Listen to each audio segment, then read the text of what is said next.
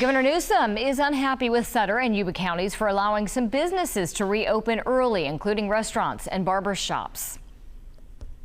And KCRA 3 political analyst and senior vice president of Randall Communications, Kevin Riggs, is joining us for the Riggs Report this morning. So, Kevin, could these restaurants and barber shops reopening face any consequences?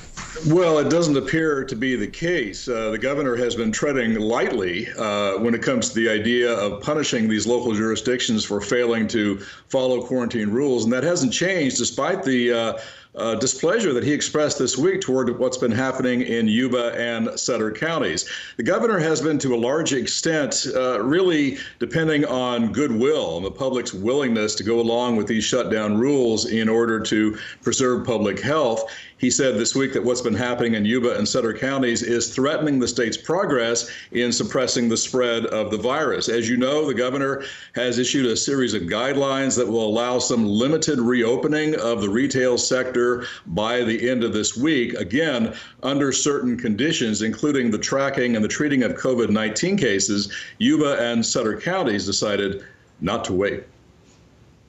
Kevin, we know limited reopening rules for retail stores go into effect this week. What are they saying about this?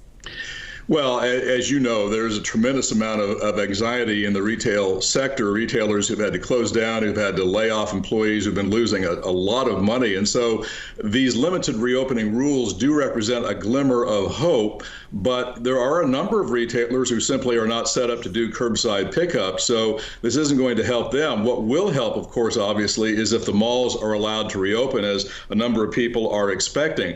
Rachel Michelin, who heads the California Retailers Association, told me this week that she believes one of the biggest challenges is to restore consumer confidence. As she puts it, just because you open the doors doesn't mean that customers are going to walk through those doors. Shopping habits are going to be changing once this shutdown comes to an end. And so the big question is going to be, how do you restore consumer confidence that they'll be safe when they go into stores? That's what they're going to need to feel in order to go back to shopping in person again instead of simply online. Yeah, there's a lot more to just reopening the doors. Well, meantime, Attorney General Xavier Becerra is suing Uber and Lyft, saying the coronavirus outbreak has underscored the need for driver protection. So where's this case headed?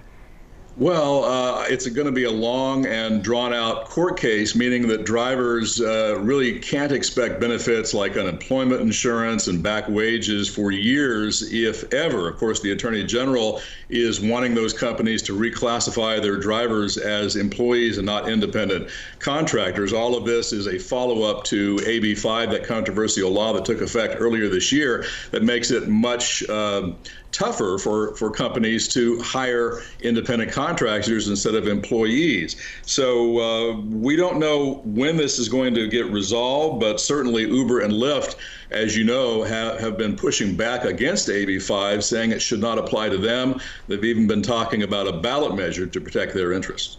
Kevin, thank you so much. Always great to see you, get your perspective. Thank you. Kevin writes a political blog. You can read it on the KCRA 3 News app every Thursday.